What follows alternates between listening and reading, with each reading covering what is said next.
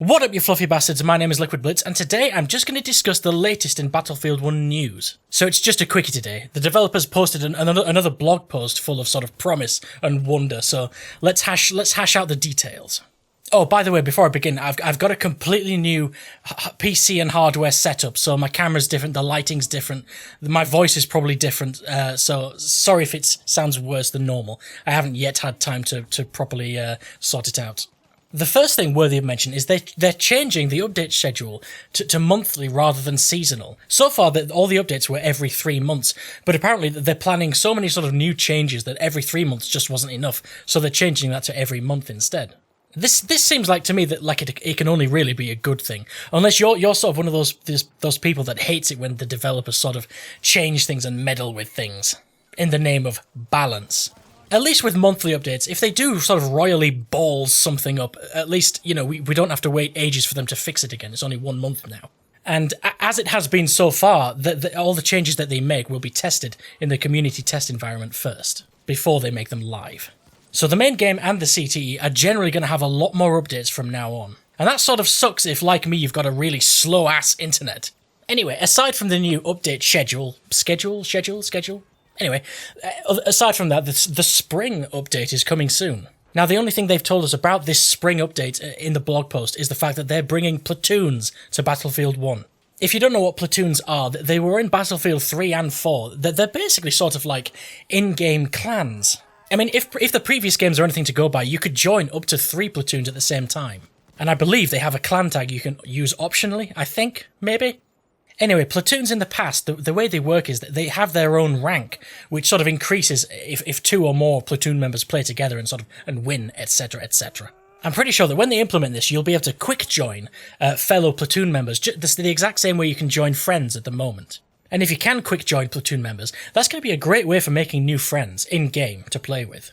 In the past, platoons had sort of a default size of 100 members maximum, but that increased the higher the platoon rank got, and I don't see why Battlefield 1 should be any different, to be honest.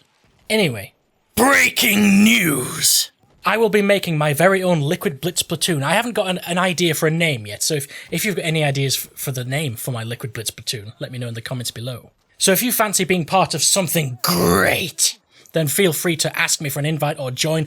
I'm not sure what the system will be. I'm not sure how that's going to work. If you have to request an invite, I don't know how that's going to work yet. But this platoon will be for all the people I've already got on Origin and all of you sexy YouTube peoples. Also, I didn't actually play Battlefield 4, if you can believe it. When it came out, I just wasn't into Battlefield at the time. I was a massive fan of Battlefield 2, Battlefield 3, and Bad Company 2, I think. But when Battlefield 4 came out, I just wasn't feeling it, so I never played that game. But apparently the developers changed platoons so that they then worked across multiple platforms, because before that, like, PC players could join the same platoon, but like Xbox players couldn't join them, you see what I mean? So they switched it to multi-platform, which is great. Because if that sticks for Battlefield 1, like most of the people watching this now, most of you are on consoles, probably, Xbox and PlayStation, but I'm on PC, so I'm hoping it is multi-platform, so then all of you can join my platoon, even if you can't actually play with me. Anyway, more information about everything I've discussed, including platoons, will be coming out soon, so I guess we'll find out all the nitty-gritty details soon.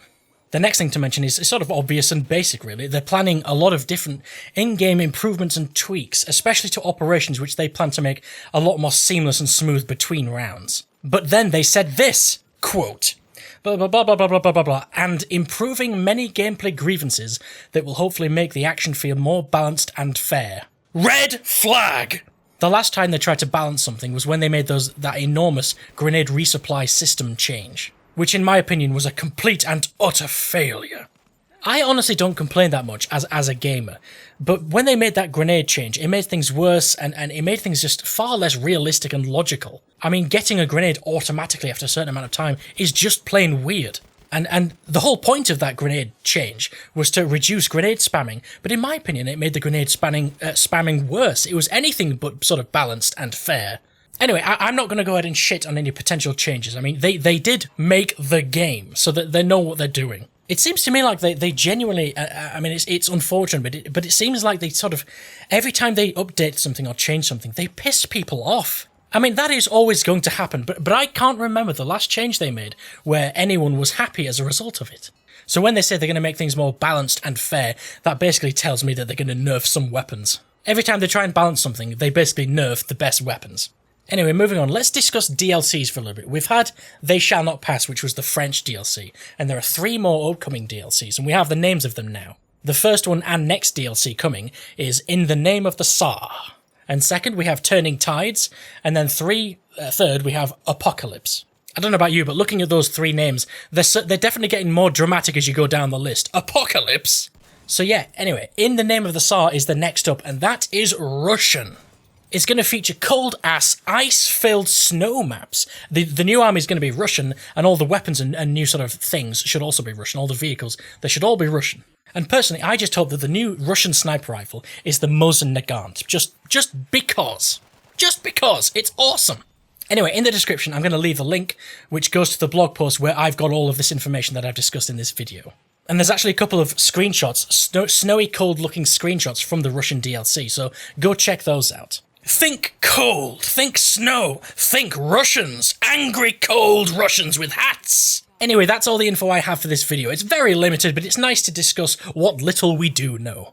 Like this video if you liked it, like this video if you didn't like it, and join me in my next video. The next video is going to be 100% a superclass video. I know this because it's already half made. That video was going to be today, but then I got all this news and I wanted to release this video first. But anyway, it's a French assault class and I've named it Le Dolphin. Why have I named it that? Find out next time on Liquid Blitz.